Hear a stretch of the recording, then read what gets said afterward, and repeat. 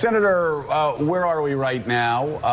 How do Republicans get to 50 votes, and how do they get your vote? Well, first of all, let me correct the record. I've never said I was no on this bill. I was very hard no in terms of taking a vote this week. That was absurd because we didn't have the information. And now we're starting to get some information, and I've got some breaking news. We gave you a chart. I'm not sure you're using it, but the headline figure is 15 million Americans lose coverage the first year.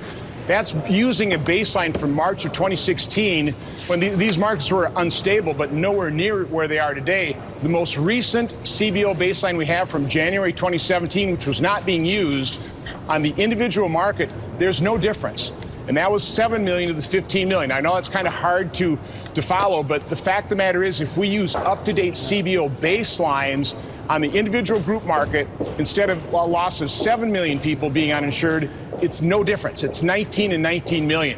That, from my standpoint, is big news because the distortion of the original CBO report is just wrong because it's comparing against a very old baseline, a year and 3 month old information. And so that's all I was asking for, guys, is we need more time, we need more information. And here's the good news. The CBO score for the Senate bill shows about $200 billion of additional deficit reduction. In order to have this thing passed to match with the House, we only need $119 billion. That $200 billion extra deficit reduction is going to give us a lot of leeway to make sure that we can get the support and pass this bill. So it sounds like you're moving towards a yes vote. Is that correct? Well, like Senator Murphy, these markets are collapsing. We have to do something. Anything we pass is not going to be perfect. So maybe what we're going to have to do is the Democrats pass theirs on a partisan basis. Maybe we've got to do this, and then hopefully we can take their offer and work together to actually fix our health care system. I think that'd be best for the American people. Mark Halperin. Senator, a lot of the faith that people have that the Senate could produce something seems to rest with your leader, Mr. McConnell. Is he overrated as someone who can bring this about? What is it about him that people see that make them think he can actually make this happen? I'm just going to talk about my role, and what I've been trying to drive is a problem-solving process which starts with information. And that seems to be foreign to this place. We argue all this policy absent of any information. Now we're starting to get some information, and the information I'm seeing, I think, really can lead to a good result. And by the way, I also have to dispel. I heard Senator Murphy talk about the goals. The goals aren't to take more people off the rolls. The goals are to reduce premiums so more people can afford coverage. The goals are to make sure that Medicaid is sustainable for future generation. The goals to make sure we stop mortgaging our children's future. And here's a little fact, some more information. In 2008, we spent $200 billion on Medicaid. This year, we're going to spend close to $400 billion on Medicaid. Come on, guys, that's double spending in just 9 years. I don't think people are going to be dying because of what Republicans are going to do. We're trying to save Medicaid and stop the mortgaging of our children's future. Casey Hunt.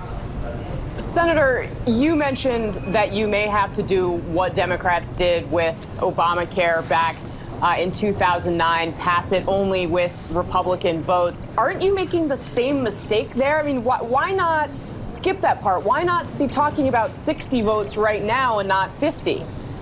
Well, first of all, I did not agree with leadership when they immediately said we're going to do this on a purely partisan basis. What we should have done is we should have focused on the damage done by Obamacare, these skyrocketing premiums, the fact that those folks that Bill Clinton were talking about, the people busting it, working 60 hours a week, couldn't afford insurance. We should have been focusing on the damage done, pointing out who caused that damage, and asking our Democrat colleagues to help us fix their mess. That was the decision made, so here we are. So we're going through this process. I hope we pass a bill. I wish it were bipartisan, but let's face it, it's not exactly like Democrats are really stepping up the plate. Their solution right now is a single-payer system. Folks, we know what a single-payer system looks like. It's the VA system. It spends a whole lot of money. There's a whole lot of problems with that. So I don't think that's what the American people want. We want lower premiums so more people can afford coverage. Harold Ford. Senator Johnson, good morning. Harold Ford.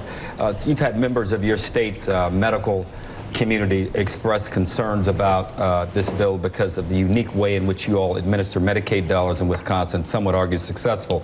There's an argument that this bill, as it's currently configured, would make that very hard to continue. How do you answer that, and what proposals are you making to actually try to accommodate some of those concerns?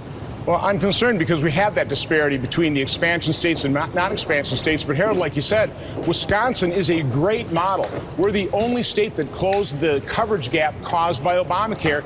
That was with good governance, and that's what we're trying to do. Is we're trying to devolve the management of Medicaid back down to the states. You know, those 50 models where we can show we can administer it more efficiently, more effectively, more compassionately, quite honestly. So, no, that's a real problem. It's one of the things I'm going to be fighting for. Maybe that's that $200 billion of additional deficit reduction.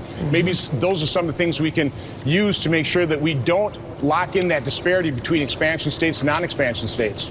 All right, Senator Ron Johnson, thank you so much for being on the show. Thank you, Senator Johnson. Greatly appreciate it. Coming up, Congressman